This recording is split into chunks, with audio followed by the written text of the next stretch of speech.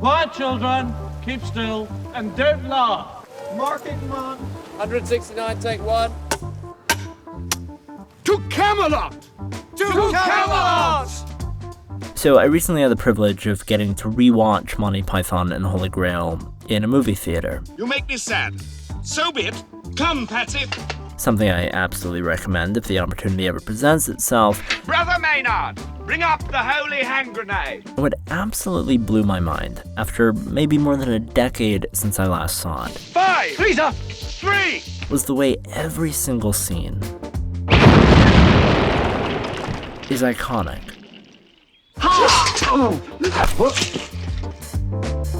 Now stand aside, worthy adversary. If you haven't seen Grail, I guess you can just trust me on that. We are the knights who say...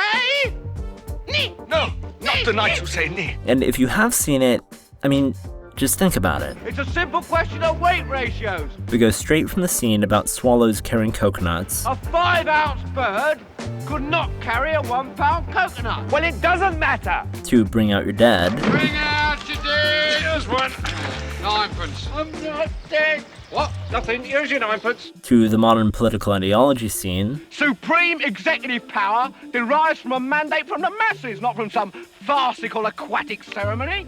Yes, I have. to the Black Knight scene, Just a flesh wound.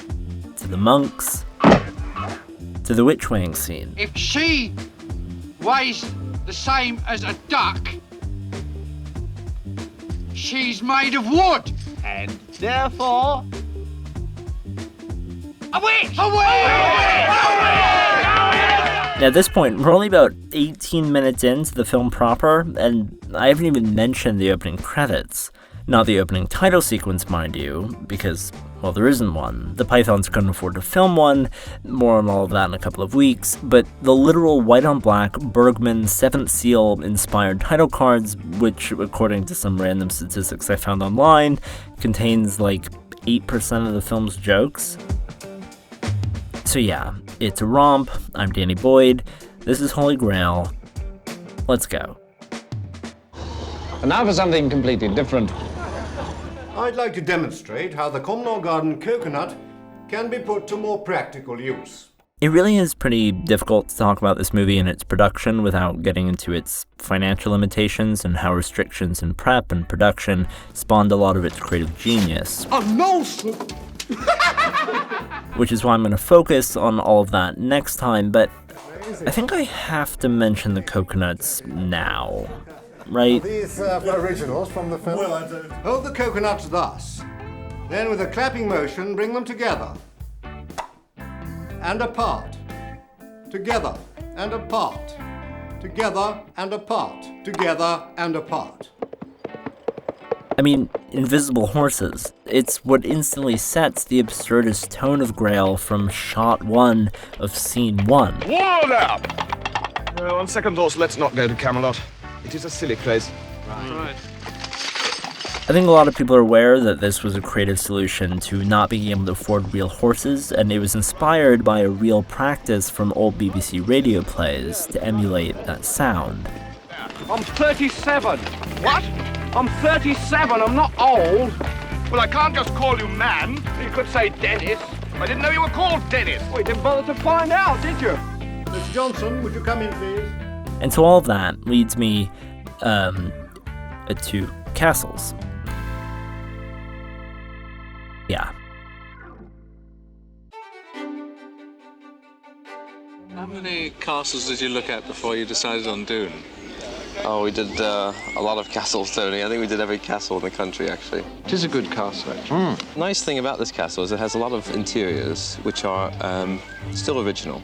So it was perfect from our point of view. They were very authentic looking. But if he had to leave and we weren't with him, Just keep him in here. until you or anyone else, No, not anyone else, just me. just you, Get back. get back. Yeah, so basically all of the castle scenes in Grail, and there's a lot of them, are really just the one Dune castle, privately owned castle in Scotland, shot from a ton of different angles and in different rooms to appear as different locations for different scenes. Unlike the coconuts, though, this wasn't really an issue of money. The Scottish National Trust just wouldn't let the Pythons use any of their castles. Why? Because we wouldn't respect the dignity of the fabric of the building, where the most horrible tortures, disemboweling, guttings had gone on. So we didn't have castles to work with, and that's why you see painted, cut-out castles at different points, and then luckily we're able to do jokes about it. It's only a model. Camelot. Camelot. Camelot. It's only a model. Shh.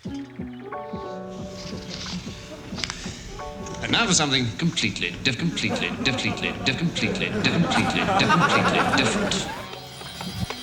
Three French maidens tied to a tree for some reason. I think we were quite right to cut that out. Shut up.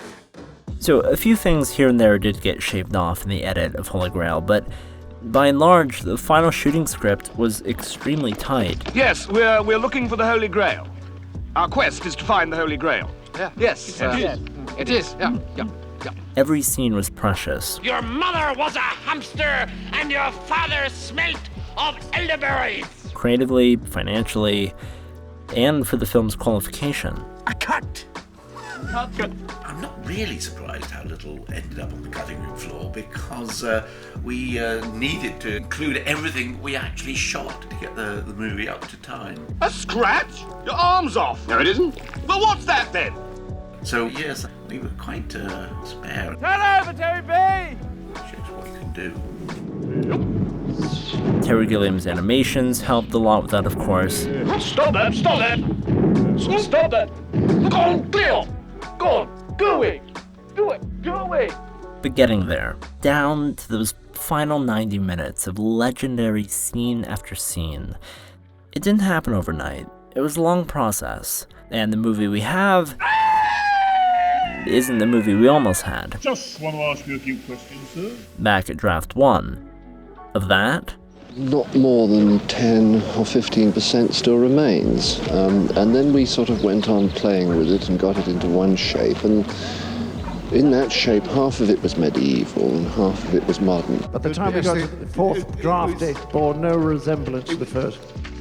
They were searching for the Holy Grail in Harrods. Right. Yeah. Where else would you find it? There was a very good film that was thrown away. It's not the real Grail. Oh, wicked, bad, naughty, evil Zoot! Oh, she is a bad person and must pay the penalty! a great film, I'm sure, but a film too that would be without half of the iconic scenes we know. Who are you, who are so wise in the ways of science? I am Arthur, King of the Britons. And that is a frightening thought.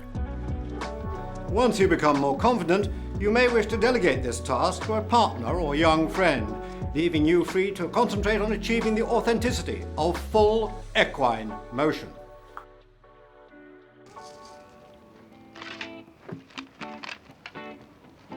Part of the reason I think every scene in Holy Grail instantly stands out and can be so quickly recalled has a lot to do with the fact that the entire movie is elementally really just a series of individual sketches, with a different combination of characters in different locations, different conflicts, all loosely threaded together, not so unlike the original show. Good morning.